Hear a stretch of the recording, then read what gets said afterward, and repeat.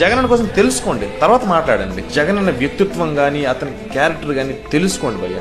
అతను లాంటి నాయకుడు అయితే మళ్ళీ దొరకడు ఆంధ్రప్రదేశ్ కు. అతనికి ఓటు వేసినందుకు గర్వపడండి. అవినీతి లంచగొండితనం లేని ఆంధ్రప్రదేశ్ ని నిర్మించాలని నాకు ఒక డ్రీమ్ ఉంది. అవినీతి లంచగొండితనం లేని ఆంధ్రప్రదేశ్ నిర్మించాలని నాకు ఒక డ్రీమ్. అన్నం పెడుతున్న రైతన్నలకు అన్నం దొరకక అప్పులు పాలై ఆత్మహత్య చేసుకునే పరిస్థితి ఏ రైతన్నలకు కూడా రాకూడదు అనేది నా డ్రీమ్.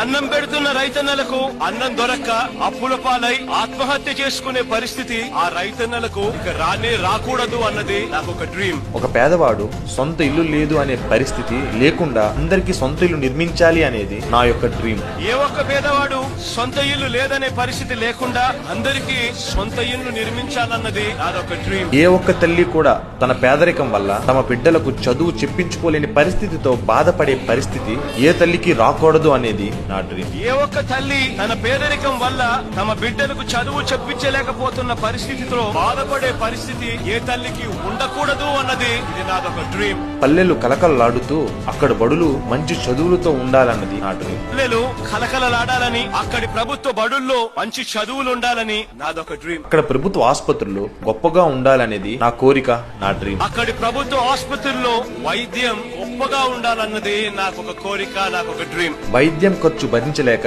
చనిపోయే పరిస్థితి ఆంధ్రప్రదేశ్ రాష్ట్రంలో ఎప్పటికీ రాకూడదు. జగన్ కోసం తెలుసుకోండి, తర్వాత మాట్లాడండి. జగన్ అన్న వ్యక్తిత్వం గానీ అతని క్యారెక్టర్ గానీ తెలుసుకోండి భయ్య. అతను లాంటి నాయకుడు అయితే మళ్ళీ దొరకడు ఆంధ్రప్రదేశ్ కు.